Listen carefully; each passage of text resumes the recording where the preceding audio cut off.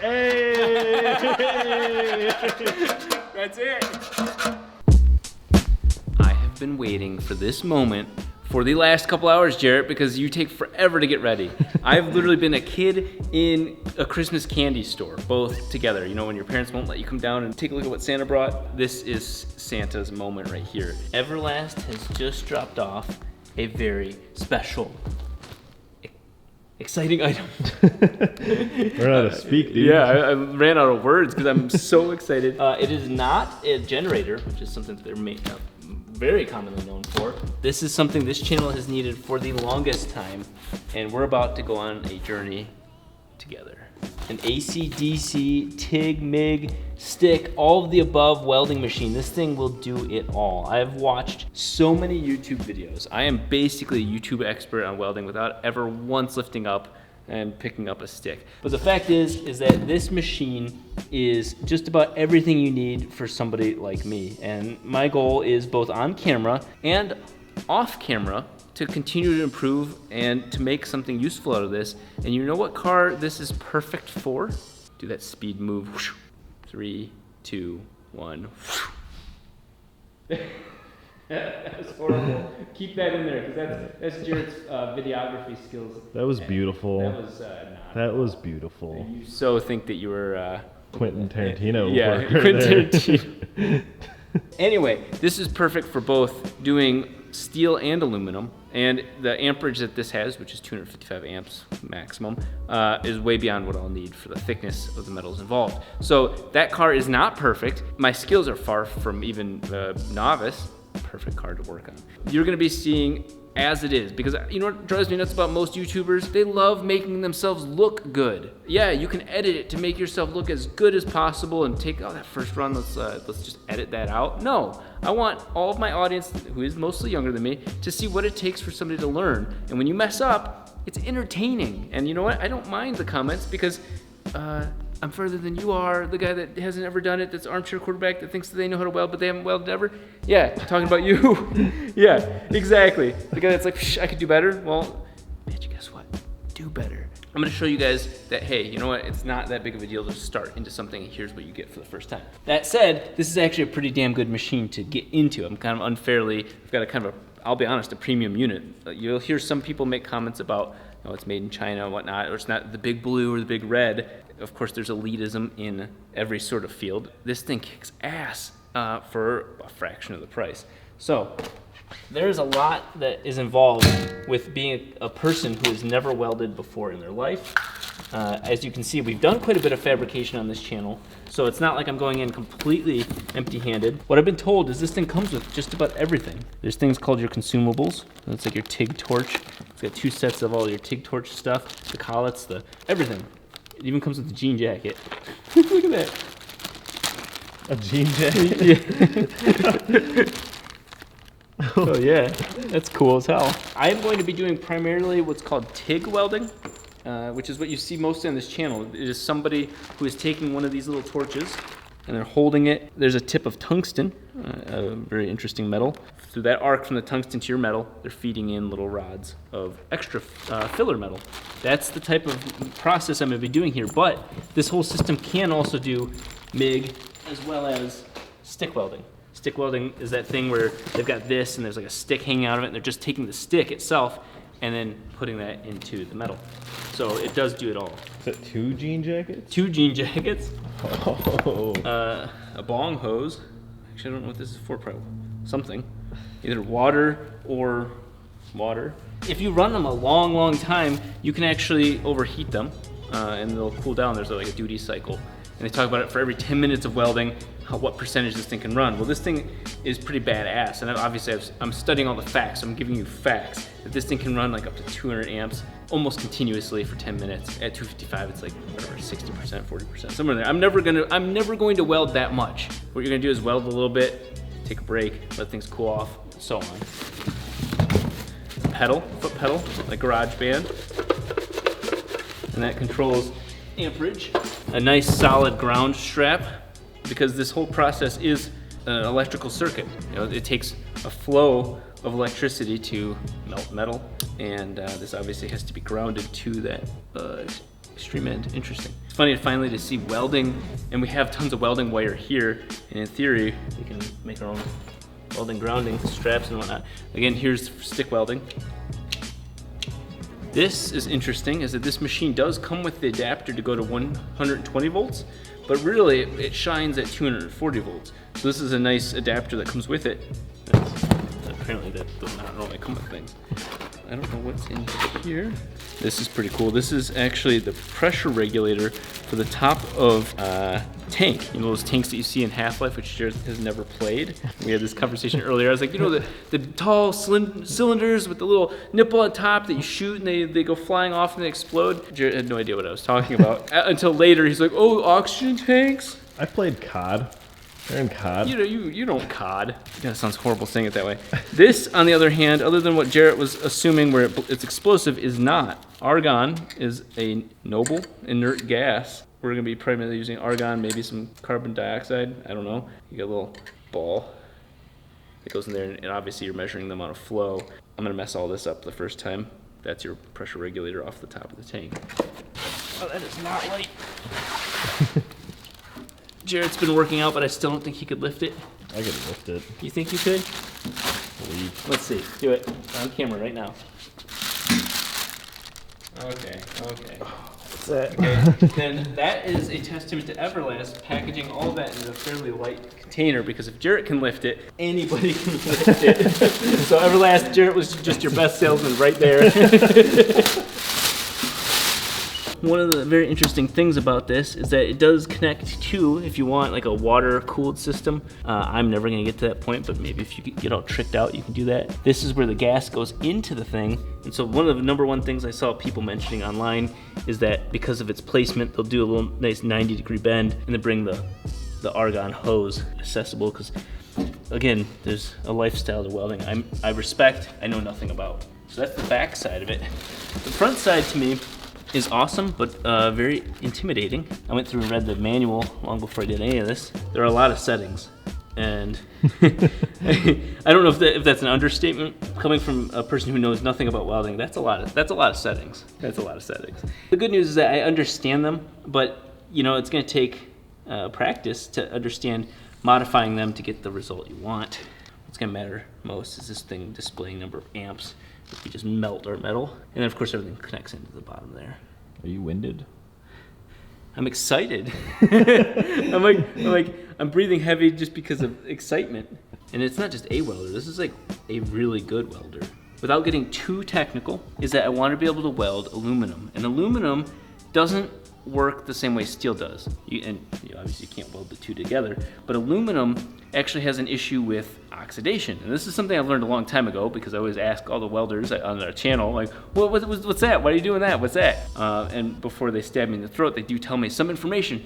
And so aluminum requires AC welding, alternating current. So the current is going back and forth. And when it goes one direction, it actually does a really good job at cleaning the surface of the metal, making a better aluminum weld. Your base model, even base model TIG machines don't do that. This one does all of that, depending on their sale price, for under 2,500 bucks. That's pretty nasty. You can get basically the ability to weld all your different metals that you'll ever need, up to, I think it was like at least a ½ inch, ¼ inch, somewhere in there, the thickness for penetration. So it's a monster. It is a monster. I'm very green. Big green, yeah, I'm very excited about big green. Well, the good news is this. This is the TIG torch.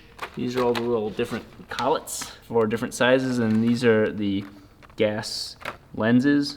Obviously I know basic phrasing, but the idea is that I'm gonna set up a very common setup for this thing for the majority of what people do. I went into a welding store. We'll stop that for a second, but I went to a welding store and I was like, 2% lanthanated, 3/32, and the guy's like, oh yeah, got you. And I was like, yeah. But look at that, 2% length, 3/32. I felt all cool using those phrases. I do understand what they mean, but it's not like I know, like, oh, you know what, I like this, I'm gonna use this one. That is a very common rod. This is tungsten. When you see an arc going from your piece of metal to the tip of the TIG, it's this, that you sharpen this to a point. This is the metal that helps you weld. And I watched a video, because my very first question was, what happens if you do all this without gas? because apparently you use gas in these things, right? This thing gets eaten up immediately by the oxygen in the air. So what we're doing right now is waiting on 2 tanks of argon and argon slash carbon dioxide to shield this to prevent our stuff from getting eaten up, and then we're gonna go straight to playing with welding.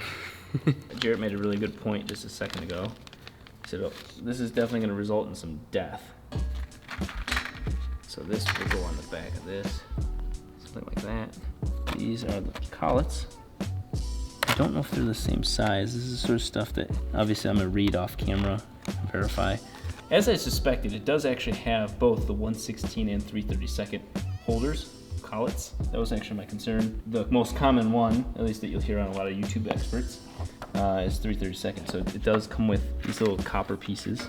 Okay, this is definitely the wrong way to do it, but the end result's kind of the same. So that collet is definitely gonna hold, look at that, as meant for this. And obviously you don't want that tungsten moving at all. This should go in like that. Something like that. Pro welders are probably, can be cringy all you want, but obviously we all started at a level like this. Some of you probably took classes, I have not. Yeah, shield on, which, we got some number choices here. And I've heard the numbers passed around. We're gonna do a 6. That's good. Wow, that's interesting. The gas shield actually has threading on it. Okay, and that's the threading it goes to.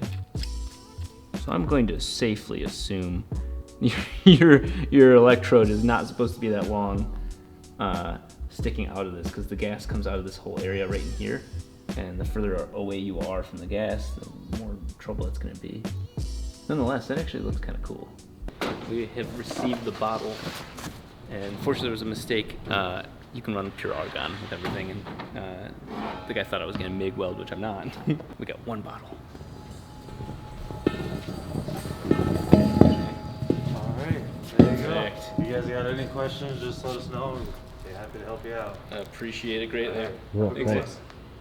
We are not mature enough to own something like this. I don't want to shoot it. The angle grinder, this, a welder, this is some serious adult stuff. Obviously, it's easy to just take this off. The worst thing that can happen is it explodes. Man, this is the most classic video game tube I've ever seen. Isn't it? I've actually not seen one of these in real life. I know, it kind of feels out of place, but then this is gonna become like normal for us, is to have argon. But you know what I'm gonna have to use, Jarrett? The next safest thing. Jesus Christ. You're a little baby. We all know these things just explode. That's all these things do. If anybody ever asks about why do you enjoy being an American, because this sort of freedom, I have a freedom to get myself killed with a bottle of argon. Jesus Christ. It's still working. See? Look at that. Jesus. You're afraid. Yeah, I am afraid of this thing. It's only a several hundred PSI. Look at that. It's like a keg. It's like sealed off for your specific use. Does it smell like Oregon? Smells like Oregon.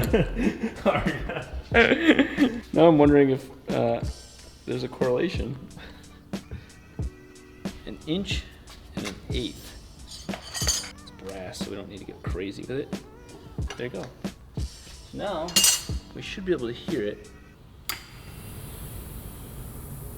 There you go. This is a flow meter.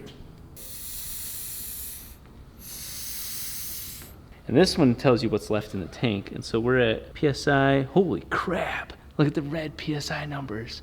Holy smokes. Okay. That's a number I can understand. That's the argon right there. Aragon? You just keep So obviously it cannot be 1500 PSI going into the machine, because there's no way this hose with these little clamps would be able to support that. I opened this all the way, and the meter really went up to how high it really is. We're talking 2250? And of course, that's flow, that's not pressure. So what's going on is as soon as everything pressurized, the flow drops. So what you end up doing, I do know this part, I'm gonna turn it all off for the moment. There's basically a really neat feature on this device that's not on most devices, where you can purge the gas, and basically it lets you set up your flow, because it just lets the gas go through the torch. You can then adjust your flow to the appropriate rates. so your other things don't get in the way. The gas just kind of runs through the machine, and so this is the torch. Oh yeah, here's the rest of the torch, and then here's the gas line. This is the control line. If you don't want to use the pedal, if you want to use this stuff, which I'm gonna stick with basic pedals.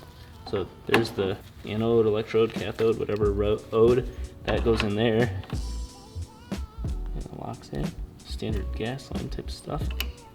Now, what's really interesting is this machine made it really easy for me to understand the concept of welding. Right here is heavy duty power. Again, completing a full circuit. This isn't complete without the ground. Basically creating a full circle, and both sides matter very, very, very much. We got the beast, the Everlast, hooked up to 240 volts. We're gonna see what it sounds like firing it up. I wonder if this is an AN line. We've got all the fittings for it. Oh. And it is set to 80 amps. I'm sure you just turn this, yep. So this is something I saw in somebody's video, so I can't take credit for this. It's one click, and then you can push it in and do 10 clicks. Oh. But it's kind of neat because this whole thing, we'll get into a lot of this in later videos, but this controls a lot of the AC TIG welding for aluminum. This whole 2T, 4T stuff, we're not going to mess with any of that. I'm not going to mess with the button on the gun. We're just going to stick the pedal. We're going to stick the advanced square, basically square wave. So a lot of these settings are going to stay very standard. The other thing is that we want high frequency TIG. We don't want lift TIG, VRD TIG. Oh, this is kind of cool. You know what this is for? It's a diamond. It says spot. So if you want, it's like a pre-function. It'll just do like spot welds. You know how you saw Isaiah like tack things together. Yeah. So you would set that. Obviously, I don't have any of this set, but you would set that, and then it's programmed to do that quick. I just have no idea what's going on. Isn't it nuts? There's so much going on. Okay, guys, we're gonna set up a little piece, pair the tungsten and everything like that. I'm gonna do it honestly as professional as possible, but there's gonna be something you guys can roast me about. But this is from what happens when you take all the YouTube knowledge that you've gotten, compile it, and then see what happens on your first pass. We really need a table, a metal table, but I think that's like the first thing you do is you build one. Proof that you're learning. Okay, so we're not gonna mess with that one, but we are gonna mess with this and the gas line, which we need to tighten the gas lines on. In absence of having a proper welding table, we're just gonna ground the piece that we're testing. We're not gonna get a stick of anything out. We're literally just gonna connect that to the thing we wanna weld, and we're just gonna melt it. We're gonna use our workbench. Our workbench? Yep. Yes. But this is aluminum, and it's dirty. That's kind of what I want to see. I do want to wire brush it off, because aluminum is going to be our baby girl when it comes to the hoods for the 4-rotor, when it comes to everything on the 3-rotor. Aluminum is our goal. So we're going to clean this up with like a wire brush, and then hold it down, and then clamp to it with the ground, because we don't have a table. My gloves, I'm sure they're decent, but not necessarily the best. Put the work, putting it in the vise to hold it. Got these, which the guy at the place was like, hey, this is the best value. The downside is this guy was like, hey, you want this because it doesn't, it's auto darkening. But I love how when it's not auto darkening, people like do that, like the head bob. Like that's a badass welder. Isaiah did it. All the guys at Sano did it. They're like, oh, that was sick. Oh, that hurt. I heard that. Well, it has like shit in there. Yeah, it's like, how much shade do you want to throw? It's got 9. It's got 9 shade. Can you see that while you're like in there, or is it something you have to look at when it's off? No, you can't see that. So I can see you. You can see me right now? Yeah. I don't see anything. Really? I see me. Yeah, see, it's not darkening yet. Okay, I see. Yep. I'm not gonna lie, I thought this was a different jacket. It is like a fire suppression jacket, but it is not a welding jacket. It's definitely better than just trying to weld without anything. I'd be an idiot. Literally just Googled it, And one of the things that most common people said was that they take this rod and they just simply cut it in half and then sharpen both halves, and now you've got multiple pieces to use. So that answers that. So what I'm gonna do is cut this in half with wire cutters. I'm assuming that's the side we're gonna want to sharpen. Yeah. All right, so here's my very first attempt at sharpening a piece of tungsten. Let's see if that's correct. And then what I'm gonna do is I'm gonna set it up so that way the tip is kind of sticking almost in a right angles.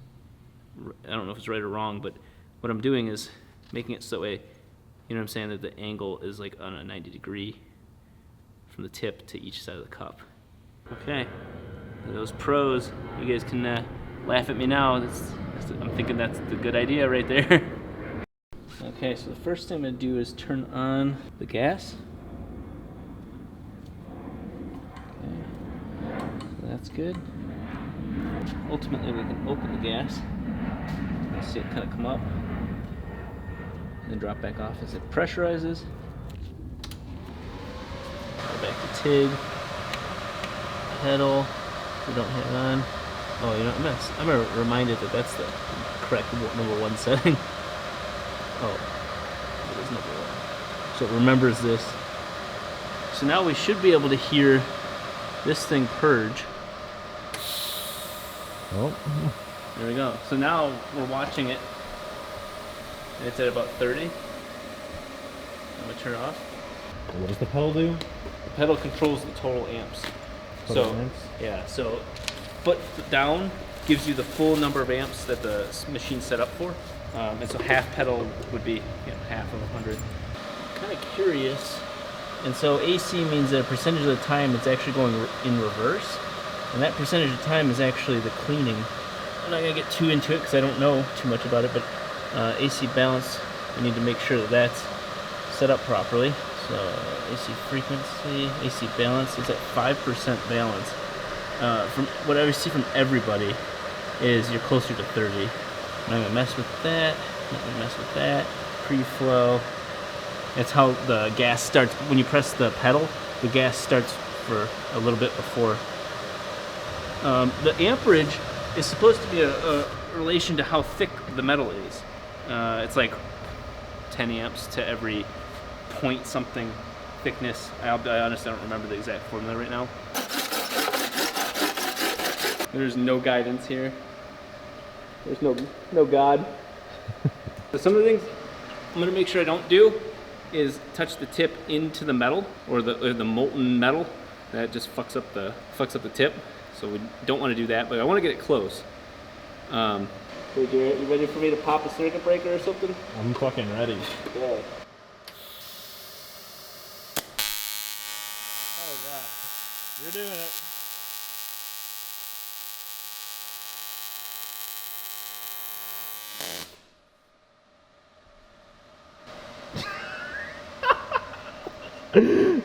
What the Dude, that was sick. The helmet worked, by the way.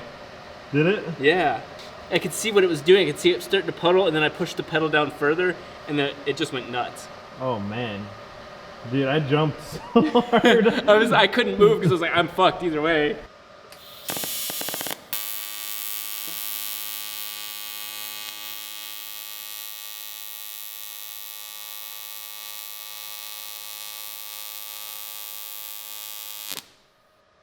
That's the beginning of something. It's the beginning of what, dude? I don't know. The fucking line. Yeah, it's a line, Jarrett. It's a straight line.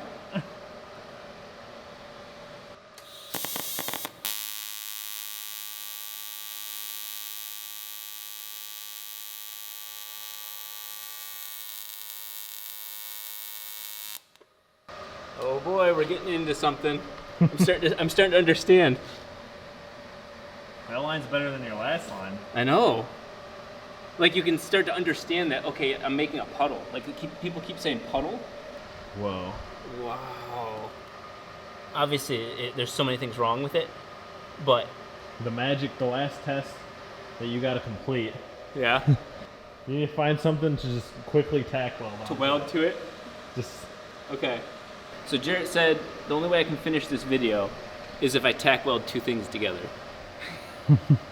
This is another piece of aluminum from the same piece. Dude, this is addicting. This is straight up addicting. Obviously, I'm not even messing with settings right now. I'm not worried about that. I'm in the area, but I'm not going to overanalyze. So,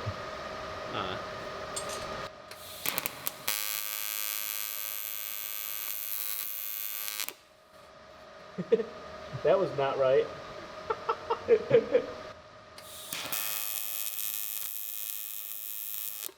It's also really far away from each of the pieces. oh man. No. Okay, I'm not allowed to finish until that's... So we're gonna do a lap weld. It's so not like flat.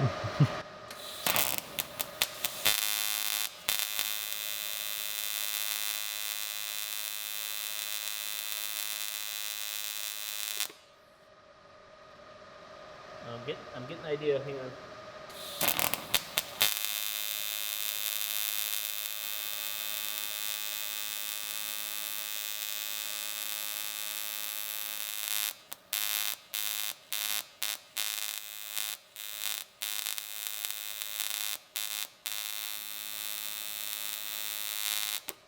I'm just melting the piece.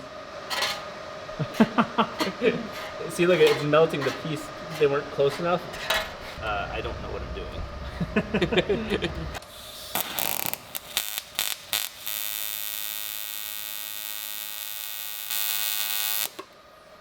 I don't know about that one, Chief. Okay, this is how we're ending it here.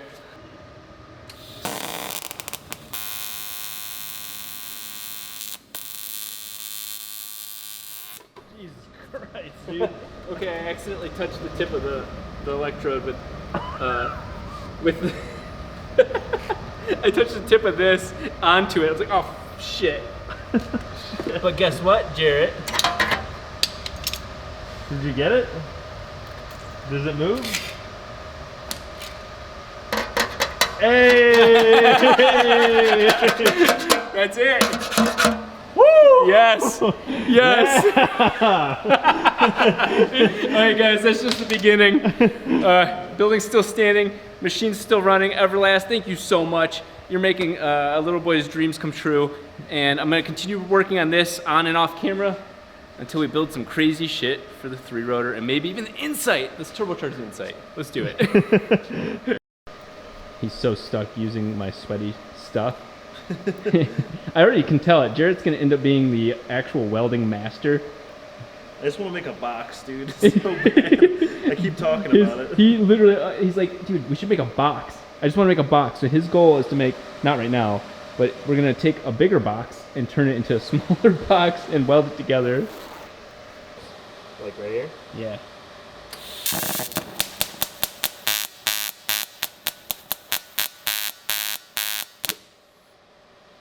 Whoa.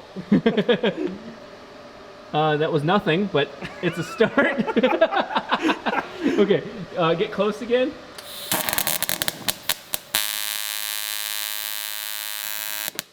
Weird. You seen it pull up?